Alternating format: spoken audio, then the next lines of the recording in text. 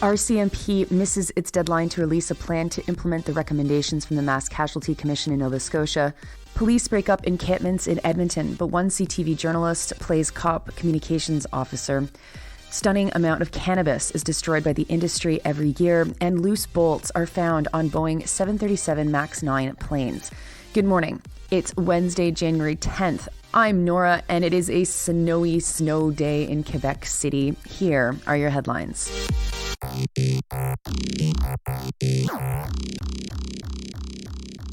We start this morning in Nova Scotia, where the RCMP is not going to meet a deadline to implement recommendations from the Mass Casualty Commission. The commission was set up after the mass shooting in 2020 that killed 22 people. It examined policing failures. The deadline was set by the RCMP itself. I wonder if one of the recommendations was, don't miss deadlines you make for yourself. In total, there were 130 recommendations, and as is classic in the world of politics these days, the first plan was to release a plan to implement the rest of the plan. They were supposed to release this implementation strategy, quote unquote, by the end of last year. Yesterday, they released a statement that said that they missed the deadline. But like a terrible student, they didn't commit to a new deadline. They just said that they'll do it ASAP. Trust us. The report was massive, 3,000 pages that detailed the RCMP's failures, from dealing with the root causes of gender-based violence to RCMP reform. The Canadian Press's Michael MacDonald reports that the report found that, quote, the federal government should rethink the RCMP's central role in Canadian policing, unquote. The RCMP didn't take a string of warning signs seriously related to the killer either. They ignored domestic violence reports, illegal firearms possession, and, quote, repeated run-ins with the law, unquote. The RCMP also dismissed people who had come forward at the time of the shooting to warn them that a killer was on the loose.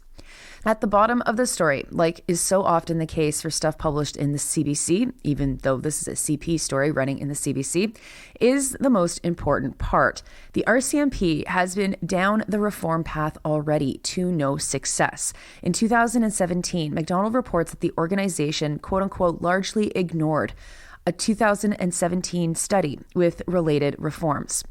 This only gets a quick mention, but it's the heart of the issue here. It's impossible for the RCMP to reform itself and not suck. Literally impossible. As the saying in Nova Scotia goes, a shit leopard can't change its spots. Next to Edmonton, CTV's Sean Amato does his best impersonation of a police communications officer in an article about the police raids on encampments. You will remember that cops have been planning to raid these camps for a while now. Injunctions pushed the raids off, and over the past couple of days, camps were dismantled across the city.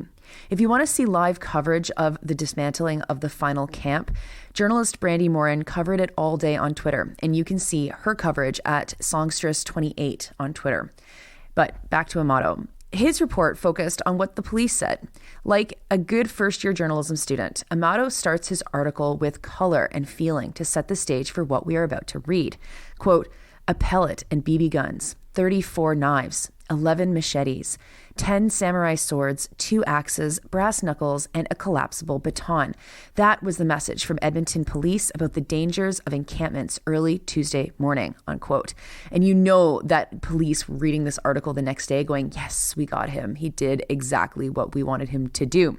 Now, I have been around long enough to know that when cops do this dog and pony show where they lay out weapons, they are absolutely trying to get journalists to publish it without criticism. And Amato does this willingly. The cops shared information about this quote-unquote stash at 7 a.m. local time yesterday. By 9, they were raiding the final camp that they planned to dismantle. The cops said that they shared this image to help us, quote, understand the depth and complexity of the situation, unquote. Nothing screams depth quite like 2 axes, and nothing screams sophistication like 10 samurai swords, you know? I just want to point out how absolutely not weird it is for a place where people live to have knives. I have more than 34 knives in my own kitchen, and there's only 4 of us that live here. Amato adds that later that day, police upped the danger amount by saying they were worried about fires, propane tank explosions, needles, and drugs. But you know what? That's not all. We also find out that it was even more dangerous that the police provided notice. They should have, I guess, if you just, go by the logic, arrived and raided the camps without giving any notice, but they were trying to be nice. And you know how they were welcomed by the people in the encampments? Well, here's a quote from Amato. "We've seen booby traps in some of the encampments," unquote. The police said that made things even more dangerous. And actually, and there's more. Amato writes the police said there's, quote, "also a gang element to the situation with low-level gangsters living in the encampments," unquote. Wait, what? The thing about gangs is that members of gangs are in gangs because the gangs give them things that they need, material things that they need. That notably includes things like money. I'm not sure I've ever heard of homeless gangsters. We're supposed to believe this? This is a laundry list that the police sat down and wrote and said, what is going to make readers feel like this is such a dangerous situation that we have to raid these camps? They wrote everything down, and Amato managed to hit every single one in the introduction of this article. He quotes Deputy Chief Warren Dreischel saying, quote, "They're not overly sophisticated organizations, these gangsters, but what they make up for is the level of violence that they use. Not only do they victimize people within encampments, the crime that's occurring on the streets, the drug dealing, they turn on each other quite quickly. They are extremely ruthless," unquote. Anyway, you have to get through all of that propaganda nonsense before you actually get to the news about the raid. And the biggest piece of news has been caught on camera that you can find if you are curious to see how violent and disgusting this was.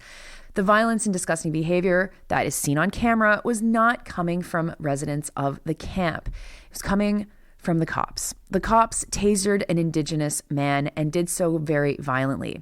They didn't give any information to CTV, but CTV dutifully, quote unquote, reached out to the cops asking about who that person was. And they didn't actually say who they were. So we're supposed to assume that, I guess, the cops haven't gotten their talking points to Amato yet.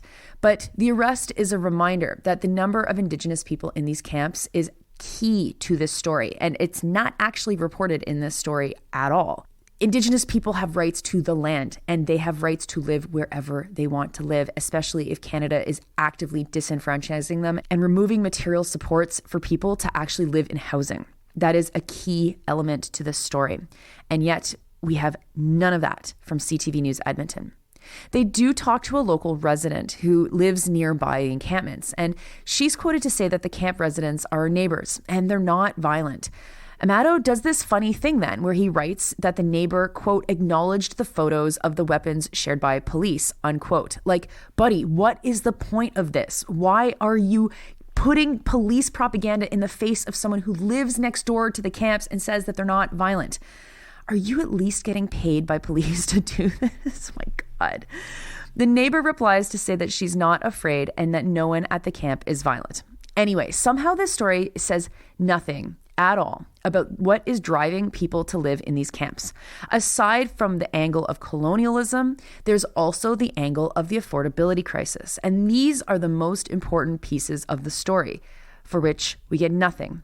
At the bottom of the piece, there are 3 other journalists' names listed as having contributed to this story. And here's a bit of professional advice for CTV News. Pull someone off the COP press conferences and have them look into income supports and do a deep dive on colonialism, housing affordability, food prices, and profiteering, instead of making readers think that someone had 2 axes in order to do gangster things inside of a park, and that is why the police had to violently raid it. Okay, I realize that went long. I'm sorry. I think that that's really, really important for us to understand how propaganda plays out in mainstream media. And so here are the rest of the stories on Mode Rapido Presto. I don't smoke pot, but I feel like if you do, this next story deserves a content warning. Matt Lammers, writing for MJ Biz Daily, is reporting that 1.3 million pounds of cannabis was destroyed in 2022 by licensed producers. That is up almost 44% from the year before. That amount of destroyed pot totaled 16% of all pot produced in 2022. Data for 2023 is only partially available and indicates that the industry might be closer in line to demand than where they were in 2022. In 2021, they destroyed 425 million grams of cannabis products, less than in 2022, but that amount made up more than a quarter of all pot produced in that year. Since Canada legalized pot, more than 3.7 million pounds of pot has been destroyed. I was going to look for a weight equivalent for you to help visualize how much pot this actually is, but Lammers actually has our back and does this for us. He calculates that this is about equivalent to 1,253 Honda Civics. I mean, folks, oh my God. When the packaged materials are included, because those numbers are for unpackaged cannabis products, the total of destroyed materials surpasses 2 billion grams. Billion. I don't have a cold, that's a B.